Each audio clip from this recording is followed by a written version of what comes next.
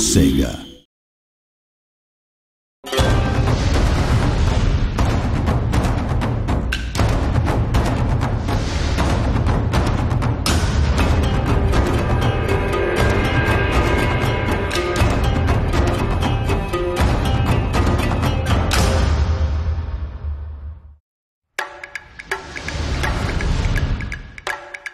Empire is one of our most discussed products, right? Yes. Not least because it was, commercially certainly one of our biggest, and it reached kind of the biggest number of people, the biggest number of fans.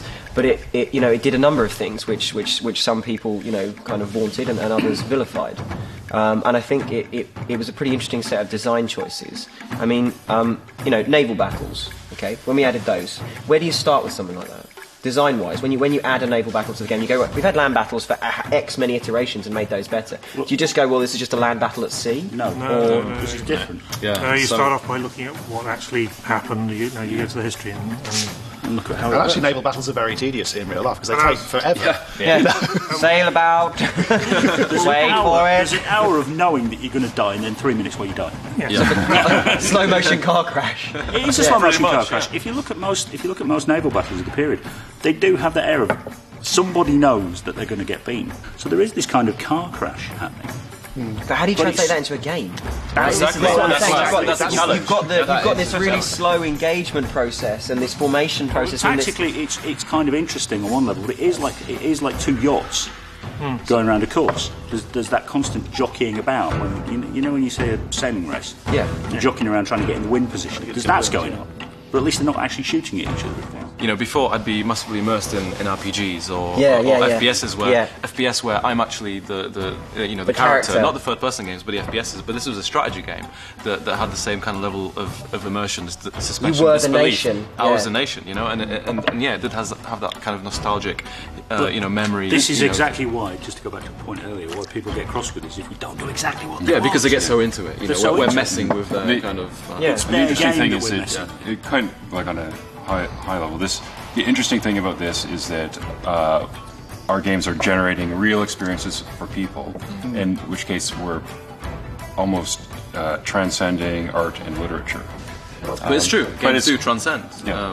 Good games do. Good games do. Right? Because there are so many games out there that you play, and like I say, they're popcorn experiences. Yeah. You enjoy them. They're a visual feast or whatever, but you don't come away with an indelible personal effect. It's like a you train look at ride. the number It's not with Steam. Hours, we yes. can see how many hours people play for hundreds, and they play for hundreds Let's of try hours. thousands. And it's Actually, yes, There was a guy on the forums the other day whinging about the fact that and I use that word advisedly, he hadn't had good value, even though he'd played for 1,900 hours on Empire. And he's paid $35 for something that's entertaining for 1,900 hours. That's how long's your average console game now? What, 6 hours? 6 to 10 hours? 10's like good. That? 10's are good. I mean, that's you barely scratch the surface.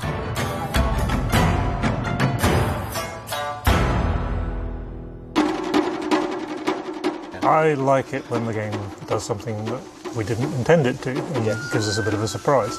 I remember playing Mid 1, and one of my allies, which had been an ally for a long time, managed to take one of my regions off me in a way which we'd never intended. And the way he did it was he sent a bunch of bishops in, caused a peasant rebellion, and then sent a diplomat in and bribed the rebels, all in one turn.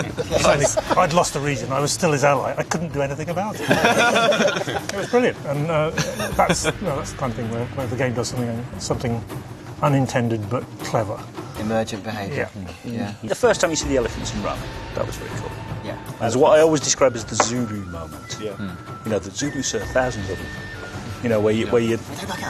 Well, no, I had one when I was playtesting medieval. I had one battle where this British army, or English army, I should say, in Egypt, and there's a sandstorm, and the enemy are all off in the distance. It looks like there's about 3 of them. This sandstorm waves in. And then the weather clears, and they're all standing there 20 yards away from me. Jesus Christ. And that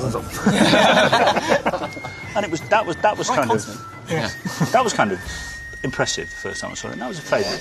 We have a lot of good tech in place, and it would be nice to, just really focus on tools and content. Gameplay. Yeah. See, I like that. I like the way that I hope my hope is that the the power and the computational ability of both GPUs, CPUs, memory, whatever platform we're on, whether it's consoles, PCs, whatever we do, right, and wherever entertainment goes, gets to the point where it's so large and so big, it becomes an utterly creative medium. It just purely becomes about what can you do within this power base, rather than what can you push to the limits of the power base. This is why we're building tools. We've got a nice chunky tools team for Shogun 2 and for Napoleon, and it is becoming easier and easier to generate content. It's still bumpy and rocky, but as the tools smooth out, as they improve, then it becomes easier and easier for people to generate content. We may release the tools. I don't know. I have no idea what's going to go on down the future, but. As somebody generates that content, just let me say, it doesn't become easier. It frees us up. It frees us up to be creative in the ways that we want to on a project. It gives us the ability to just create stuff without any limitation, and that would be awesome.